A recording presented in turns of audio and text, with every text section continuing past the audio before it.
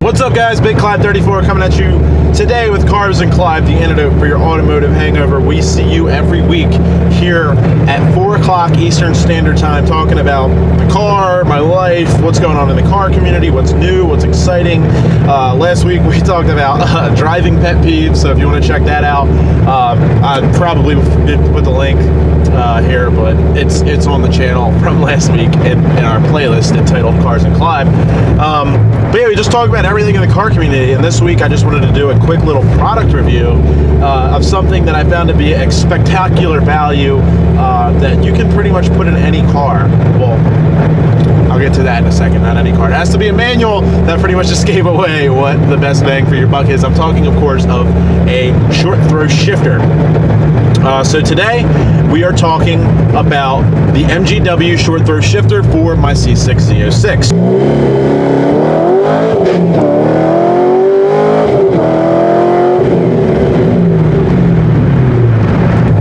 Now, I just wanted to do a quick review. There's not really a ton to say because you can't really say a lot about a shifter.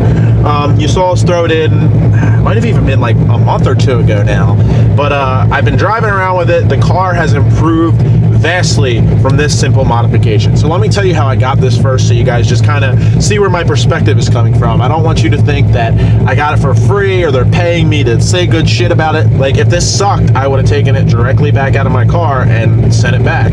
I did get a discount on it. They give media members or certain people discounts that talk about it. They were like, we'll give you a little bit off. We just want you to, give your thoughts about it on video. I was like, that's fair enough. I paid $300 for it. I think that the MSRP on this is $360, so I saved a couple dollars, and I really enjoy the product. I actually told them straight up, I was like, I've driven Corvette Z06s with MGWs in them before. I've driven other cars with your shifters in them. I like it. I'm gonna like it. So any money off for me is just $60 more in my pocket. I was probably gonna do the review anyway. I told them all of this, and they were like, yeah, we can just hook you up with our media price. So that's how I got it. So here's a little bit about it. The stock one, it really got to the point where it was worn out. This is in gear. This is how worn out the bushings are. This is one gear. Listen. It was just side-to-side motion like this. It was a mess. It was a complete disaster. It had so much play in it, and you kind of had to find gears, and it was just, when you shift, you want it to be second nature. You just want to push it forward and have it go in gear. You don't want to think about it. You don't want to do any of that good stuff, so you just want it to click in. When I originally installed it, here were my original thoughts, and actually, with my little bit of experience with this, it's not just this giving me better times, but in combination with this and a shorter tire and a better clutch, the car has dropped the VT. You saw it went 1030 with the heads cam, but this is a big part of shifting it to those times. My first reaction to the shifter was, when we were installing it, the lower box that comes with it and the shifter itself are made of a lot heavier, thicker material than the stock shifter. The bushings, which is the piece that holds the shift linkage, I believe that's what people are talking about when they're talking about the bushings. They're like a polyurethane, thick, almost plastic but softer material, not exactly rubber. But they're a lot bigger than the factory ones, which is just a little shitty piece of rubber. When I put it in, I took it out shifting. This is one tip: if you buy one of these, install it yourself, you make sure you have that linkage bolt torqued all the way down. It was still sloppy when I installed it. Went back in there, tightened the linkage bolt down, and after that, it was just amazing night and day difference between the stock shifter and this shifter. The throw is so much shorter. When I go from second to third, I'm used to throwing it way up. I actually jammed my wrist the first couple times I drove it, because it's when you're trying to shift fast, you want to throw it in gear, but you're trying to reach all the way up when it's just stopping right there. So the throw is a lot shorter. It's a lot more precise. It's kind of when you have the stock shifter, it feels like there's a middleman between you and the shifting. It feels almost like when you throw it, it's just like another step in the process. This really takes out that middleman and kind of just lets you do the driving yourself, as opposed to having to wait around and, you know, dick around with all this side shit that you have to do. It really just kind of links you to the car more and takes one of the pieces out of the middle that creates lost time and shifts, and it really does a great job. I'm not bullshitting you guys. I'm not getting paid to say this. Like I said, I would have paid full price for this shifter if I had to.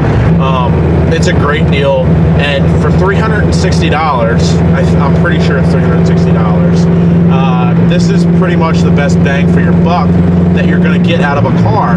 You can throw it obviously in any manual car if they make one for your car, and it just makes the driving experience so much better. It's just amazing for $360.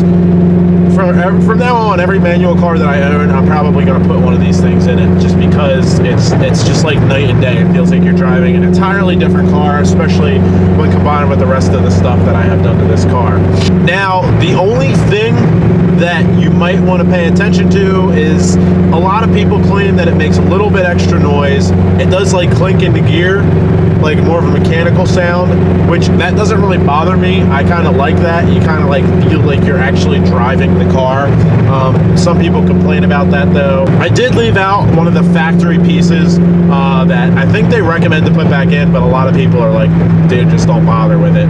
So I just didn't bother with it, and that might be a reason for some of the noise. And I have that loud twin disc clutch down there, but honestly, I think that if you put everything back in properly, well, not properly, like according to what they tell you, I think the way I installed it is proper, at least for what I'm trying to do. And you do everything as by the book. You'll have close to factory noise in terms of noise insulation, and then you can hear it kind of clink into gear. I guess that's up to you to decide if that's something you like or not.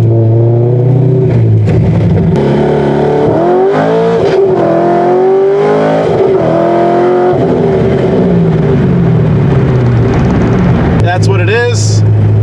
This has been my quick little MGW shifter review. I definitely would approve of buying one of these, no matter what car you have. I think they're pretty consistent across the board. So it definitely upgraded my shifter. I think it might upgrade yours too if you're looking into it. So thank you guys for watching. This has been Cars and Clyde with our quick little shifter review. We'll be back at you next Monday at 4 o'clock Eastern Standard Time. As always, remember, if you're new, smack that subscribe button, comment below what you want to hear us talk about next week, and leave us a like if you love me. So I'll talk to you guys next week. It's been real. Peace out.